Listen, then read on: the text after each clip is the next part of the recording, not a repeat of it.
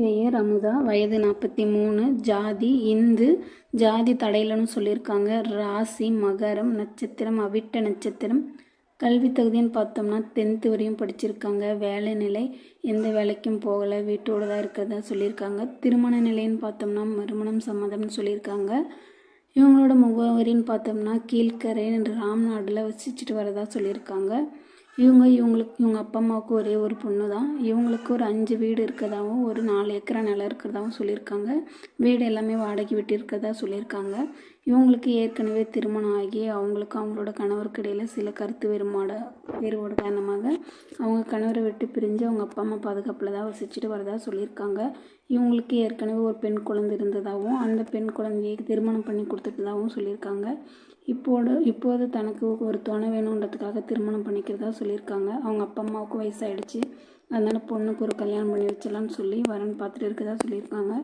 இவங்களோட எதிர்பார்ப்பு என்னென்னா, வரக்கூடிய மணமகன் ஒரு நல்ல குடும்பத்தை சார்ந்தவராக இருக்கணும், எந்த ஒரு கெட்ட பழக்கமும் இருக்கக்கூடாது, குறிப்பாக குடிப்பழக்கம் இருக்கக்கூடாதுன்னு சொல்லி கேட்டிருக்காங்க. வீட்டோட மாப்பிள்ளையாக இருந்தாலும் எங்களுக்கு சம்மதம்னு சொல்லியிருக்காங்க. இந்த மணமகளை உங்களுக்கு பிடிச்சிருந்துச்சின்னா கீழே உள்ள வாட்ஸ்அப் நம்பரை தொடர்பு கொள்ளுங்கள். பெயர் மீனாட்சி, வயது 42, ஜாதி இந்து, ஜாதி தடையிலன்னு சொல்லியிருக்காங்க.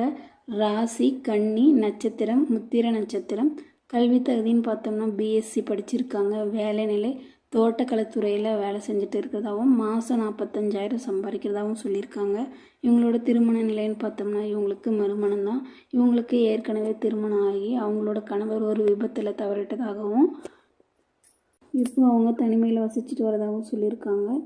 இவங்களோட முகவரின்னு பார்த்தோம்னா புதுக்கோட்டை டிஸ்ட்ரிக்டில் இருக்கிறதா சொல்லியிருக்காங்க. இவங்க அப்பா அம்மாவுக்கு 2 பிள்ளைங்க தான்.